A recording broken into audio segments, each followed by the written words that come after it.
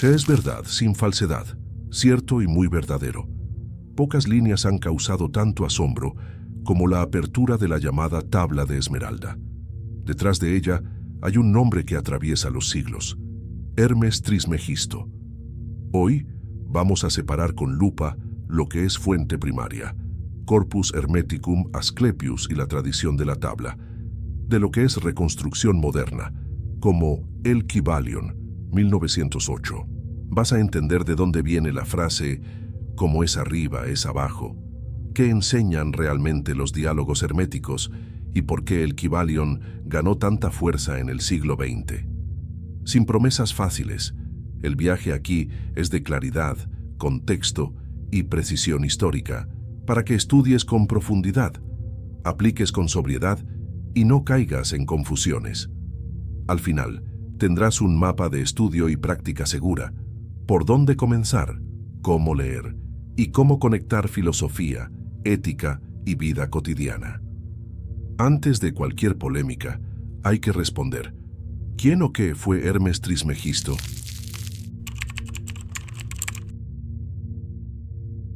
Antes de imaginar a un anciano envuelto en túnicas, vale la pena dar un paso atrás. Hermes Trismegisto es menos una persona y más un emblema. Trismegisto significa 3 veces grandes, a un título de reverencia. ¿Por qué 3 veces? Las tradiciones ofrecen respuestas diversas. Algunos hablan de 3 dominios: cosmos, mente y destino, o astrología, alquimia y teurgia.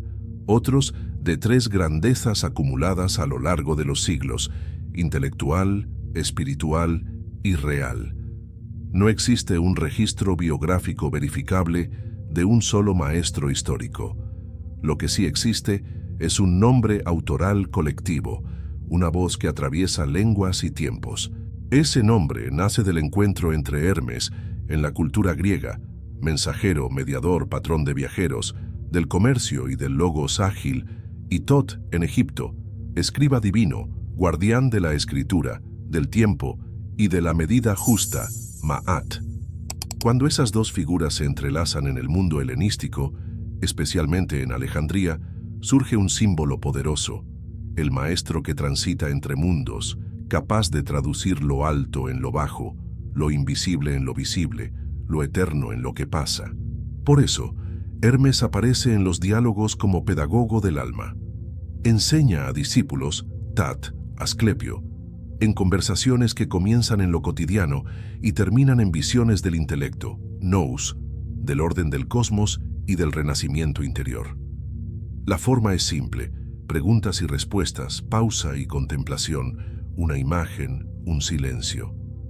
El propósito es todo menos simple: reorientar la vida. En lugar de secretos para controlar la realidad, los textos buscan clarificar la mirada, ordenar el deseo, purificar la intención. Llamar a estos escritos herméticos no significa que estén cerrados o que sean elitistas. Significa que hablan a una inteligencia entrenada en la atención. ¿Atención a qué? A la estructura de lo real, a la luz que participa el intelecto, al orden que pide correspondencia entre lo que pensamos, sentimos y hacemos.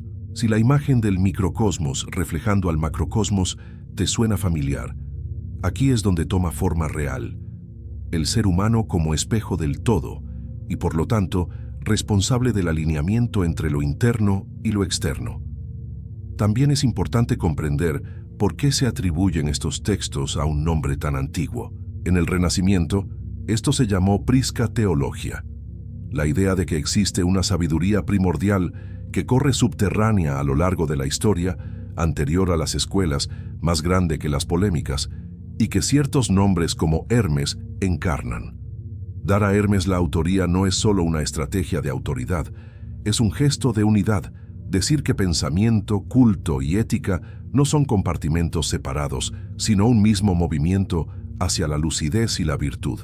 Al mismo tiempo, es vital separar dos corrientes que la posteridad mezcló: la hermética filosófico-devocional, de diálogos breves y exigentes, que invitan a la conversión de la mente y de la vida, y las tradiciones mágico-operativas y alquímicas, que florecieron en paralelo, compartiendo símbolos y lenguaje, pero con énfasis y objetivos distintos. Ambas bebieron del emblema Hermes, pero no son intercambiables. Y este video va a mantener esos ríos reconocibles, para que puedas beber de ellos con conciencia. Al final, tal vez la pregunta ¿quién fue Hermes? Ceda lugar a otra, más transformadora. ¿Qué quiere hoy de mí la voz de Hermes? Y si permitimos que esa voz nos toque, la respuesta suele ser simple, aunque exigente: claridad del intelecto, coherencia ética, contemplación que desemboca en acción justa. No es espectáculo, es camino. Hablar de hermética es cruzar un portal. No estamos frente a un solo libro, sino a un conjunto de enseñanzas que atraviesan siglos, lenguas y tradiciones, todas atribuidas a un mismo nombre: Hermes Trismegisto. Son voces reunidas por afinidad, no por autoría directa. Lo que las une no es la biografía de un maestro, sino la búsqueda de un saber que no se transmite como fórmula, sino como experiencia interior. El centro de esta tradición pulsa en dos grandes ejes: el Corpus Hermeticum y el Asclepius. Juntos, componen una filosofía espiritual que no enseña a dominar el mundo, sino a comprenderlo. No son tratados de magia, sino de reconocimiento, de lo que somos, de dónde venimos y de cómo reencontrar el camino de regreso al orden divino. El Corpus Hermeticum es una colección de diálogos breves, escritos en griego entre los siglos I y III d.C., en medio del ambiente cultural de Alejandría, donde el pensamiento griego se fusionaba con las tradiciones egipcias. Hermes, el maestro, aparece en estos textos guiando a discípulos como Tat y Asclepio por paisajes metafísicos, no con técnicas, sino con palabras que despiertan el alma. Son conversaciones que comienzan con preguntas simples y pronto escalan en profundidad, como quien asciende peldaños de silencio.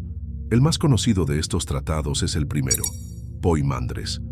En él, Hermes tiene una visión del intelecto divino, llamado Nous, un ser de luz, origen de todas las cosas.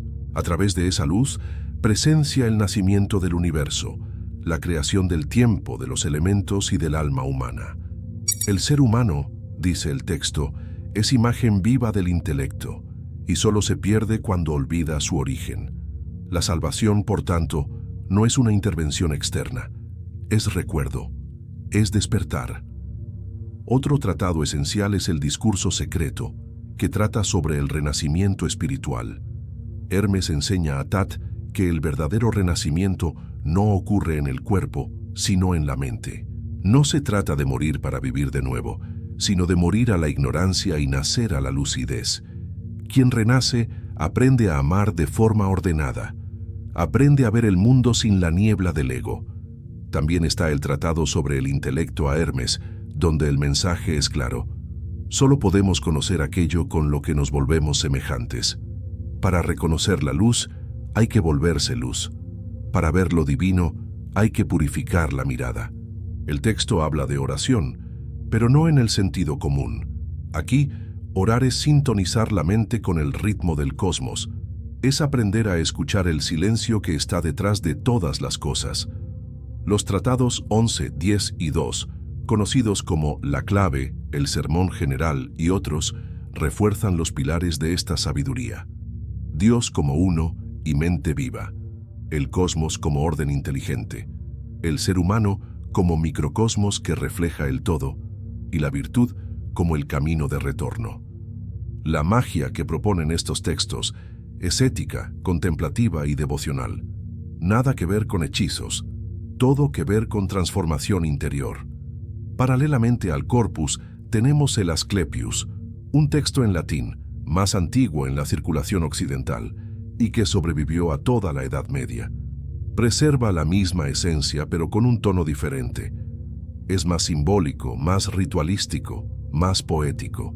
En él vemos a Hermes conversando con Asclepio y otros discípulos sobre el destino de Egipto, sobre la decadencia de la espiritualidad y sobre el poder de la creación humana para reflejar lo divino.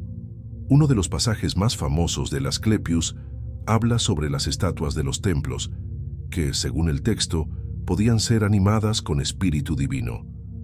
Pero esto no es un llamado a la idolatría, es una metáfora sobre el arte, sobre el poder simbólico de canalizar lo invisible a través de la forma. Es el reconocimiento de que el mundo visible puede contener lo invisible, cuando se crea con reverencia. También en el Asclepius, Hermes lamenta un futuro en el que los templos serían olvidados y la sabiduría despreciada. Describe un tiempo de ruina espiritual, en el que los hombres se volverían únicamente hacia lo material.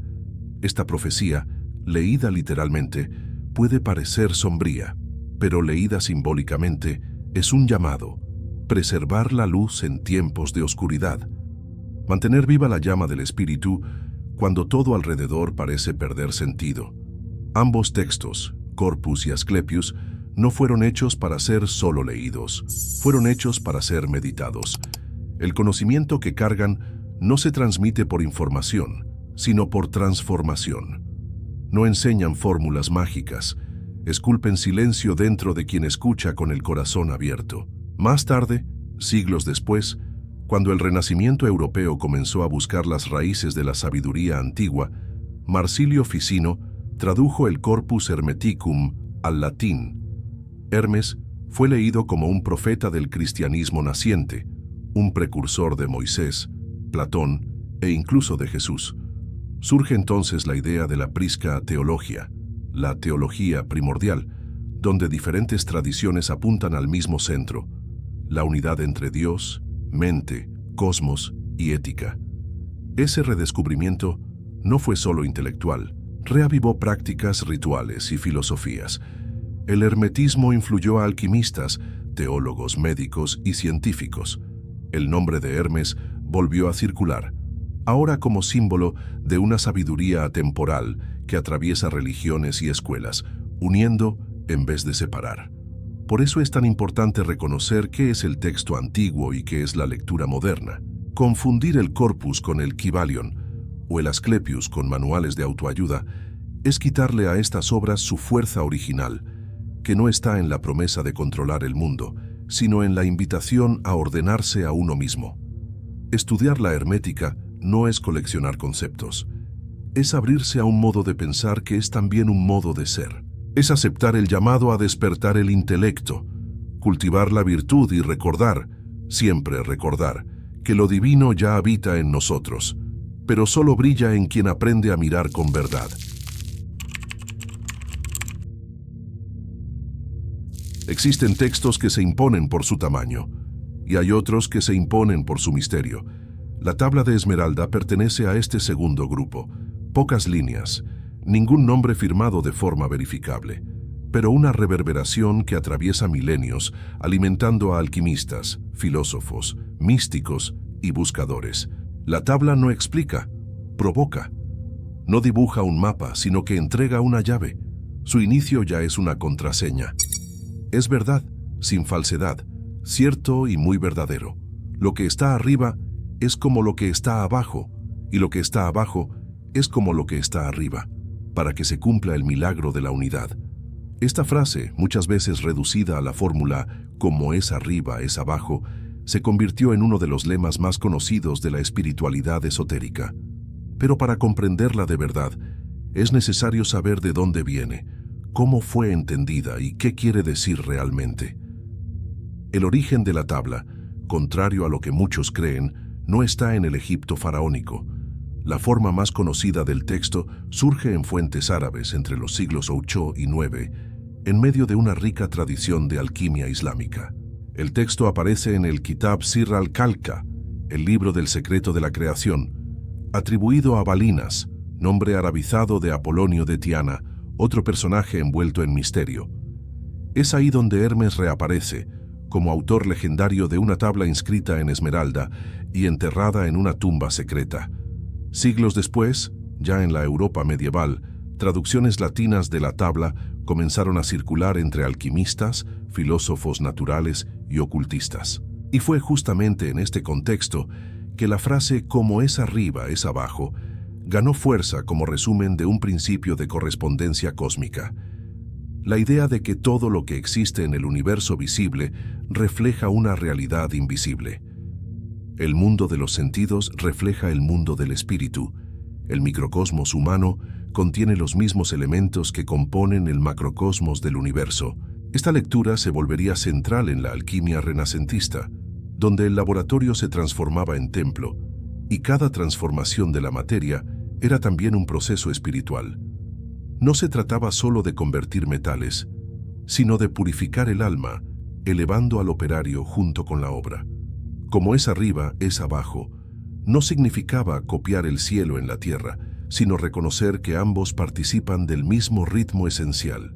Siglos más tarde, ya en los inicios de la ciencia moderna, la tabla aún era tomada en serio. Isaac Newton, padre de la física clásica, tradujo personalmente la tabla de Esmeralda.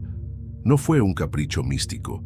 Newton veía en la alquimia un lenguaje simbólico profundo, capaz de expresar leyes naturales y principios espirituales al mismo tiempo. Para él, comprender los secretos de la naturaleza también era un camino para conocer a Dios. La frase "como es arriba, es abajo", entonces no nació como mantra. Nació como una visión integral del cosmos. Todo está conectado, todo es reflejo, todo participa de un mismo origen. Pero a lo largo de los siglos, este principio fue recibiendo interpretaciones, algunas respetuosas, otras distorsionadas.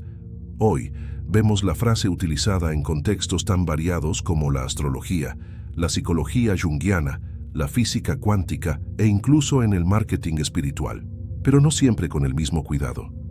La superficialidad a menudo transforma lo que era una invitación a la contemplación profunda en un eslogan vacío. Entonces, ¿qué significa hoy, de forma viva, afirmar que lo que está arriba es como lo que está abajo? Significa recordar que nada está aislado, que el cuerpo y el espíritu no son enemigos, que la mente y el mundo no están en guerra, que el orden del cielo, de las estrellas, de los arquetipos, de las ideas puras, puede encontrar espejo y expresión en la conducta de un ser humano justo, lúcido, presente. Significa que no hay gesto pequeño cuando lleva grandeza de intención, que no existe espiritualidad verdadera que desprecie lo cotidiano, y que la transformación interior, cuando es real, no se queda escondida, se refleja inevitablemente en las elecciones, en las relaciones, en la forma de existir en el mundo. La tabla de Esmeralda en su brevedad no nos entrega una doctrina, ofrece una lente, y esa lente nos enseña a ver y a vivir con conciencia de la unidad. Susurra lo que toda alma intuye: el secreto no está lejos, está en la forma en que miras y en lo que decides hacer con lo que ves.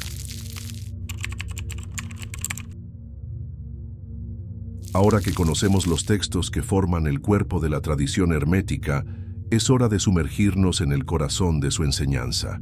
Porque el hermetismo, a diferencia de muchos sistemas religiosos o filosóficos, no se presenta como un dogma, ni como una creencia que debe ser aceptada.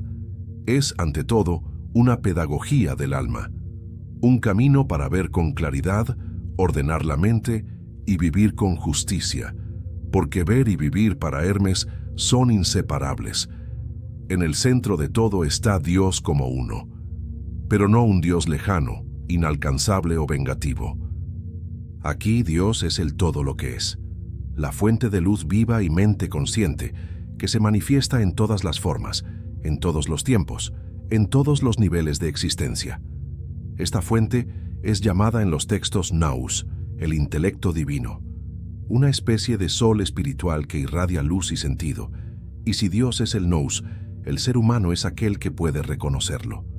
El ser humano es descrito como imagen y reflejo del intelecto, un microcosmos del macrocosmos, no como simple metáfora, sino como una realidad viva. El cosmos pulsa en nosotros, así como nosotros reverberamos dentro del cosmos. Esta es la base de la tan mencionada correspondencia hermética, no para aplicar leyes mágicas, sino para despertar la responsabilidad espiritual que ello implica. En los textos, el drama humano no es el pecado, sino el olvido. Olvidar que venimos de la luz, olvidar que somos más que carne, nombre y tiempo. Olvidar que llevamos dentro una chispa capaz de comprender la verdad y vivir según ella. La caída, por tanto, no es un castigo divino, sino una consecuencia de la distracción, la ignorancia, el apego a lo efímero. Y la salvación, en cambio, es recordación. Es el retorno de la mente a su estado luminoso. Es nacer de nuevo, por dentro. Este nuevo nacimiento, que los textos llaman palingenesia, no ocurre en el cuerpo, sino en el intelecto. Comienza con un golpe de lucidez, como quien despierta de un sueño profundo y se da cuenta de que estaba cautivo de sus deseos, miedos e ilusiones. A partir de ahí, comienza la reeducación interior. Controlar el habla, purificar la mirada, refinar las intenciones, cultivar el bien, no como moralismo, sino como alineamiento con el orden de lo real. Por eso el hermetismo insiste tanto en una palabra que aparece como eje en todos los tratados, piedad, o en el griego original, eusebeia. Pero aquí no hablamos de religiosidad ciega ni de sumisión pasiva. Piedad, en este contexto, es una manera de estar en el mundo con reverencia lúcida. Es respetar la vida, el cosmos, al prójimo y a uno mismo, porque se reconoce en todo el mismo aliento divino. Ser piadoso es vivir con coherencia entre pensamiento, palabra y acción. Otro principio esencial es la cosmología simbólica. El universo, según Hermes, no es una máquina fría y aleatoria. Es vivo, inteligente y ordenado. Los cielos no dominan a los hombres por fuerza, sino por afinidad. Las estrellas y los planetas, como partes del todo, expresan los ritmos de una inteligencia superior, y el ser humano, cuando está despierto, aprende a vivir en armonía con esos ciclos, no para someterse al destino, sino para caminar con conciencia dentro de él.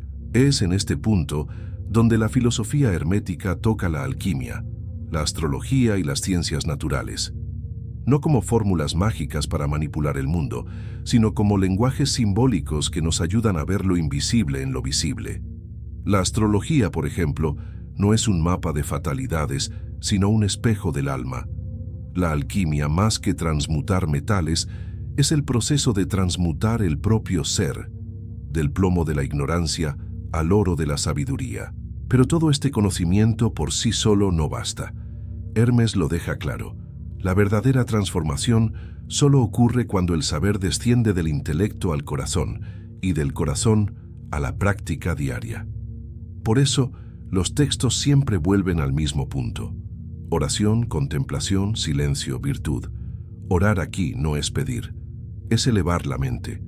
Contemplar no es huir del mundo, es verlo por dentro. Callar no es quedarse mudo, es dar espacio a lo eterno. Y vivir con virtud es alinear cada acto con la música que vibra en la esencia de la creación. Al final, Hermes enseña que no hay separación entre el conocimiento y la vida.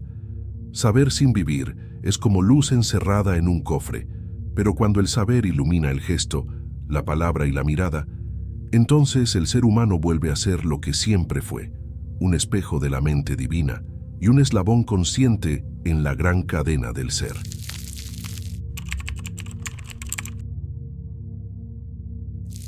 Ninguna sabiduría nace acabada. Incluso las voces más antiguas, como la de Hermes, son como ríos. Toman forma al atravesar tierras, idiomas y siglos. Entender el camino que recorrió la enseñanza hermética es tan importante como comprender su contenido, porque ese camino revela cómo el espíritu humano ha preservado, distorsionado, renacido y reaprendido esta tradición, y cómo ella sigue viva hoy, no como vestigio arqueológico, sino como una invitación a la lucidez. En los primeros siglos de la Era Común, en pleno corazón del Imperio Romano, la ciudad de Alejandría se convierte en el útero cultural donde los textos herméticos cobran vida. Es allí, entre templos egipcios, escuelas griegas, comunidades judías y místicos de todos los colores, donde nace el Corpus Hermeticum, un conjunto de diálogos que no pertenecen ni a la religión oficial ni a la filosofía académica. Son textos híbridos, audaces, fruto de un tiempo en el que la inteligencia buscaba no solo saber, sino ser transformada. Durante la llamada Antigüedad Tardía, siglos II al V, estos escritos circularon entre grupos de buscadores espirituales y estudiosos del neoplatonismo. No formaban una secta ni una escuela dogmática. Eran usados como inspiración interior, como alimento para almas que deseaban pensar y orar al mismo tiempo. Pero con el paso del tiempo, y especialmente con el crecimiento del cristianismo como religión oficial del imperio, muchas de estas tradiciones fueron silenciadas, perdidas u ocultadas. El Corpus Hermeticum, escrito en griego, casi desapareció de Occidente. Lo que sobrevivió fue el Asclepius, en latín, el único tratado hermético que permaneció accesible durante toda la Edad Media. Fue él quien mantuvo el nombre de Hermes vivo en el imaginario europeo, aunque su mensaje fue parcialmente reinterpretado a la luz del cristianismo medieval. Al mismo tiempo, en tierras árabes, la tabla de esmeralda cobraba vida en nuevos contextos. En la tradición islámica de alquimia y filosofía natural, Hermes, o Idris como también se le llamaba, era visto como profeta primordial, portador de un saber ancestral sobre la creación, la naturaleza y el alma. Allí, el hermetismo floreció con otros nombres, otros símbolos, pero con la misma chispa de búsqueda. Y entonces, en el siglo XV, algo extraordinario sucede. En el corazón de la Italia renacentista, el nombre de Hermes reaparece con fuerza inédita. El joven Cosme de Medici, apasionado por la sabiduría antigua, encarga al filósofo Marsilio Ficino la traducción de textos recientemente redescubiertos en Grecia. Entre ellos se encontraba el Corpus Hermeticum. Ficino interrumpe temporalmente su traducción de Platón para dedicarse a Hermes, y lo hace con entusiasmo casi profético. Cree estar ante una teología más antigua que Moisés, un eslabón perdido entre la razón platónica y la fe cristiana. Esta idea dará origen a la llamada Prisca Theologia, la noción de una sabiduría original y universal, anterior a las religiones, que apunta hacia un mismo centro: Dios, el orden cósmico y la elevación del espíritu humano. El redescubrimiento de Hermes enciende el imaginario del Renacimiento.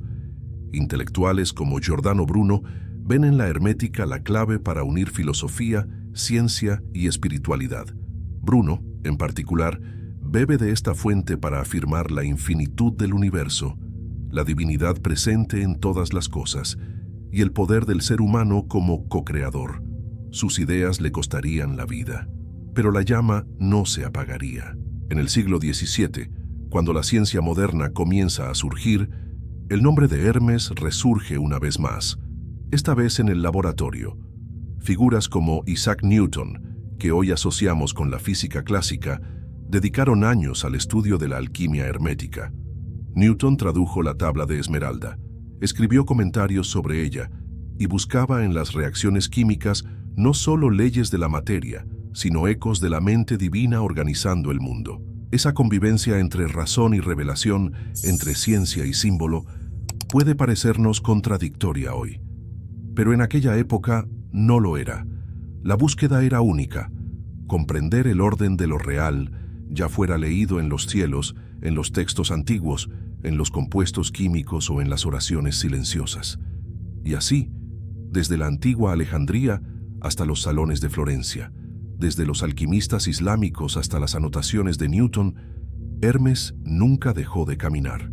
A veces en voz alta, a veces en susurro, pero siempre presente entre líneas de la historia. Hoy, cuando citamos a Hermes o estudiamos sus textos, no estamos simplemente mirando al pasado. Estamos entrando en una tradición viva que resiste la prisa, la superficialidad y la rigidez. Una tradición que nos enseña a ver de nuevo, a nosotros mismos, al mundo y a lo sagrado.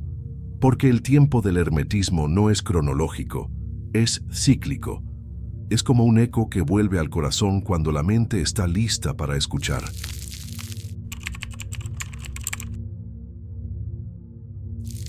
A comienzos del siglo XX, en un escenario norteamericano efervescente, marcado por espiritualismos modernos, movimientos de pensamiento positivo, ocultismo y teosofía, surge un pequeño libro, de portada oscura y título enigmático, The Kybalion. Publicado en 1908 y firmado por los misteriosos Three Initiates, prometía revelar la filosofía hermética del antiguo Egipto y Grecia. Una vez más, el nombre de Hermes Trismegisto era invocado. Pero, ¿quién escribió realmente ese libro? La mayoría de los estudiosos coincide en que el autor principal fue William Walker Atkinson, abogado, editor, escritor y exponente del movimiento llamado New Thought, una corriente que combinaba espiritualidad, autosugestión, mentalismo y la creencia en la mente como fuerza creadora de la realidad. Atkinson escribió bajo diversos seudónimos y fue responsable de decenas de obras sobre temas como magnetismo mental, vibración, poder del pensamiento, leyes universales y desarrollo espiritual. El Kybalion, por tanto, no es un texto antiguo, ni guarda relación directa con el Corpus Hermeticum, el Asclepio, ni con ningún manuscrito griego o copto atribuido a Hermes Trismegisto. Es más bien una reinterpretación moderna, escrita en inglés contemporáneo, que se vale del aura del hermetismo antiguo para presentar ideas de su época. Pero eso no significa que carezca de valor. El Kybalion propone un sistema basado en 7 principios fundamentales. Mentalismo. El todo es mente, el universo es mental. Correspondencia. Como es arriba, es abajo. Vibración. Nada está inmóvil, todo se mueve. Polaridad. Todo es dual. Los opuestos son idénticos en naturaleza. Ritmo. Todo fluye. Todo tiene sus ciclos. Causa y efecto. Nada escapa a la ley. Género. Todo tiene principio masculino y femenino. Estos principios son presentados como leyes universales que rigen tanto el plano espiritual como el material. La escritura del libro es concisa, directa, casi aforística. Los conceptos son tratados como verdades autoevidentes, pero es necesario decirlo con claridad. Estas leyes no provienen de textos antiguos herméticos, son creaciones modernas, inspiradas por una lectura occidental y sincrética de la espiritualidad esotérica. Lo que hace el Kybalion es condensar ideas que circulaban en el inicio del siglo XX, como el mentalismo, la correspondencia cósmica, la vibración energética o la dualidad, y presentarlas como parte de una supuesta tradición hermética secreta, ahora revelada. Esto le daba al libro una apariencia de autoridad atemporal, aunque su base estuviera profundamente enraizada en las corrientes de su tiempo. Y aquí se encuentra el punto clave de este capítulo. El Kybalion no debe confundirse con el hermetismo clásico. El error más común es precisamente ese, creer que al leer el Kybalion estamos accediendo a los mismos saberes del Poimandres, del discurso secreto o de las visiones del Asclepio. Pero no es así. La estructura del Kybalion es racionalista, lógica, casi matemática. Los textos herméticos clásicos, en cambio, son visionarios, poéticos, dialogados. No ofrecen sistemas cerrados, sino imágenes simbólicas. No entregan fórmulas, sino invitaciones a la transformación interior. El Kybalion enseña cómo pensar con leyes. El hermetismo enseña cómo ser a la luz de la verdad. Son enfoques diferentes, con naturalezas distintas. Aún así, el Kybalion se volvió extremadamente popular. Y eso se debe a un hecho simple. Es accesible. En pocas páginas, ofrece una estructura que parece completa, fácil de aplicar y que promete resultados rápidos, control mental, comprensión del universo, alineación con el flujo de la realidad. Es comprensible que se haya convertido en una puerta de entrada para muchos buscadores. Pero la invitación que hacemos aquí es más exigente, ir más allá de la superficie, distinguir lo que es inspirado de lo que es original, comprender cada obra en su contexto y en su lenguaje propio. Porque el Kybalion, aunque invoque el nombre de Hermes, habla con otra voz, y esa distinción es lo que libera, no para negar el valor de lo que propone, sino para devolver cada enseñanza a su justo lugar, y dar al buscador la oportunidad de caminar con conciencia y no con confusión.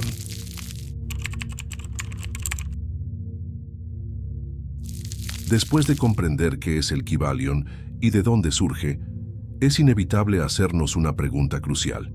¿Hasta qué punto se conecta con el hermetismo clásico? Al fin y al cabo, ambos invocan el nombre de Hermes, ambos mencionan correspondencias cósmicas y ambos se presentan como caminos hacia la comprensión de lo real. Pero esa similitud, aunque visible, es más superficial que profunda. En el hermetismo antiguo, el lenguaje es visionario, simbólico, poético. Hermes guía diálogos que son más experiencias espirituales que sistemas cerrados. No hay leyes universales descritas como manuales. Hay imágenes, metáforas, silencios, que abren la mente hacia la contemplación del orden divino del cosmos. El Kybalion, por otro lado, propone una estructura casi científica, un conjunto de 7 principios definidos como si fueran leyes de una física espiritual, listas para ser aplicadas como fórmulas. Aún así, hay puntos de convergencia que merecen ser destacados. El principio de correspondencia del Kybalion claramente resuena con la antigua intuición hermética de que el ser humano es un microcosmos reflejo del macrocosmos. La frase «como es arriba, es abajo», ya expresada en la tabla Esmeralda, es un eco directo de esa visión.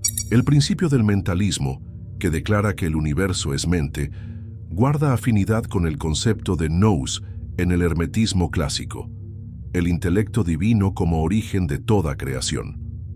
El principio de vibración puede interpretarse como una reelaboración moderna de la idea hermética de que el cosmos está en perpetuo movimiento, danzando bajo la armonía de una inteligencia superior. Sin embargo, no podemos ignorar las tensiones profundas entre ambos enfoques. El Kybalion presenta sus 7 principios como una sistematización definitiva, pero en los textos herméticos clásicos no existe tal cierre. El hermetismo no ofrece reglas fijas, sino un llamado abierto al despertar interior. En los diálogos antiguos, la atención se dirige hacia la piedad, la virtud, la contemplación.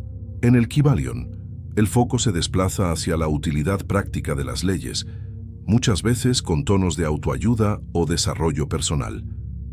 El hermetismo clásico es devocional por naturaleza, busca unir intelecto y virtud para vivir en armonía con lo divino.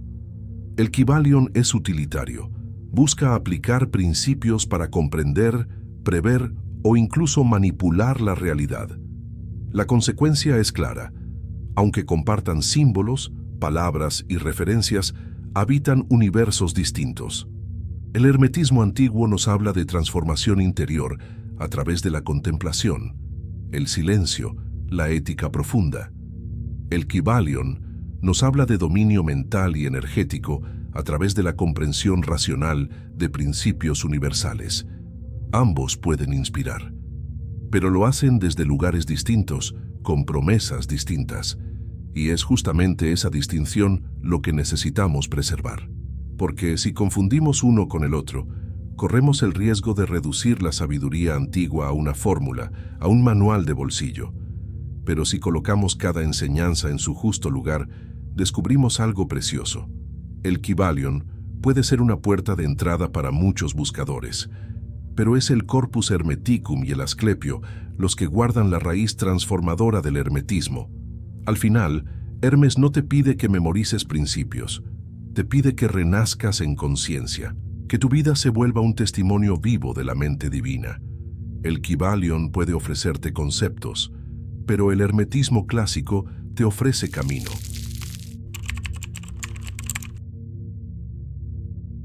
Hablar sobre hermetismo despierta fascinación, pero también puede generar confusión entre textos antiguos, traducciones modernas, reinterpretaciones esotéricas y manuales populares.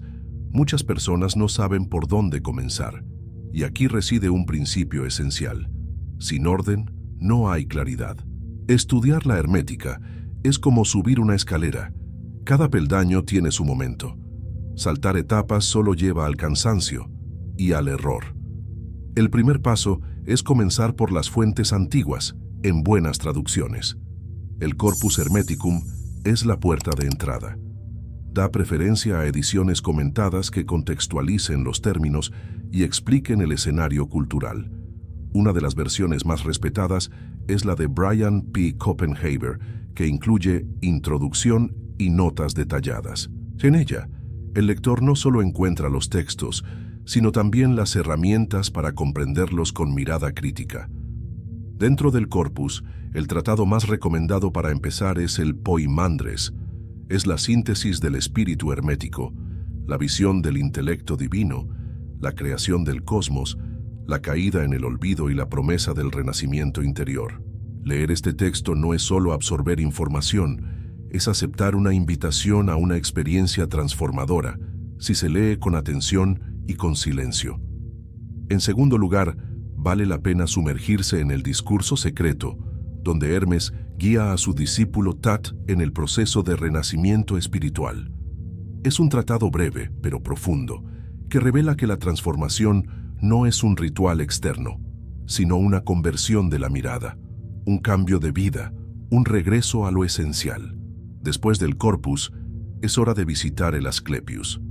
Este texto en latín fue el único que sobrevivió completo a la Edad Media y contiene imágenes poderosas, como el lamento sobre el futuro de Egipto y la idea de que las estatuas podían ser animadas por espíritu divino. Leído simbólicamente, enseña que la creación humana, cuando está guiada por lo sagrado, puede reflejar la presencia divina en el mundo visible. Otro paso importante es comprender el contexto histórico. Textos de enciclopedias confiables como la Enciclopedia Británica muestran que estos escritos nacieron en Alejandría, en el cruce de culturas, y que su objetivo no era fundar una religión ni una secta, sino ofrecer un camino de sabiduría individual. Ese trasfondo es esencial para no caer en la trampa de leer los diálogos como si fueran manuales mágicos o libros de autoayuda. Solo después de conocer las fuentes antiguas es que se puede abrir espacio para el Kybalion. Y aquí es vital tener sentido crítico. El Kybalion no es un texto de la antigüedad, sino una obra moderna, escrita a inicios del siglo XX. Puede ser inspirador, puede abrir caminos de reflexión, pero debe leerse por lo que realmente es, una reinterpretación moderna. Solo así el estudiante no confundirá tradición con invención. Por último, un peldaño opcional, pero precioso, explorar los textos herméticos encontrados en Nag Hammadi, como el discurso sobre el octavo y el noveno. Allí encontramos la misma pedagogía hermética desde otro registro, más devocional, casi litúrgico. Son textos que muestran que la hermética fue múltiple, atravesó fronteras, pero siempre mantuvo una chispa intacta, la elevación del intelecto hacia la fuente de la luz. El verdadero estudio, por tanto, no tiene prisa. Es camino. Primero, las fuentes antiguas. Luego, el contexto histórico. Solo entonces, las reinterpretaciones modernas. Y en cada etapa, no basta con leer. Es necesario practicar. Leer despacio, meditar, anotar, dialogar contigo mismo. Porque el hermetismo no fue creado para llenar la memoria de conceptos, sino para despertar el alma dormida. Conocer los textos es esencial. Comprender el contexto histórico es fundamental. Pero el hermetismo no fue creado solo para ser estudiado. Fue hecho para ser vivido. Hermes no habla únicamente a intelectos curiosos, sino a almas que anhelan transformarse. La verdadera práctica hermética, ayer y hoy, no se mide por rituales externos, sino por la capacidad de iluminar el interior y reflejar esa luz en lo cotidiano. La primera práctica es la lectura contemplativa. No se trata de devorar páginas, sino de saborear palabras. Escoge un pasaje breve del Corpus Hermeticum o del Asclepius y léelo lentamente, como quien reza en silencio. Repite frases en voz baja, deja que resuenen en tu mente y observa lo que despiertan en ti. Muchas veces, la transformación no comienza con la información, sino con el silencio que nace entre una palabra y otra. La segunda práctica es el diario hermético. Tras cada lectura, escribe. Pregúntate, ¿qué me pide este texto hoy? No busques respuestas abstractas, sino acciones concretas. Cambiar un hábito, cultivar la paciencia, revisar la manera de hablar con alguien, reorganizar una intención. Así, el estudio deja de ser teoría y se convierte en semilla de cambio real. La tercera práctica es la oración interior. Para Hermes, orar no es pedir, sino alinear la mente con el ritmo del cosmos, elevar el pensamiento al nivel del intelecto, hasta que la conciencia se perciba parte del todo. Este tipo de oración no necesita palabras ni rituales complejos, requiere atención plena. Es aprender a reconocer la presencia divina en cada respiración, en cada instante, y dejar que esa presencia inspire cada elección del día. La cuarta práctica es la vida ética. Hermes insiste, no hay gnosis verdadera sin virtud. Ser hermético no es guardar secretos, es vivir con integridad, es alinear pensamiento, palabra y acción, es cultivar reverencia, justicia, paciencia y gratitud.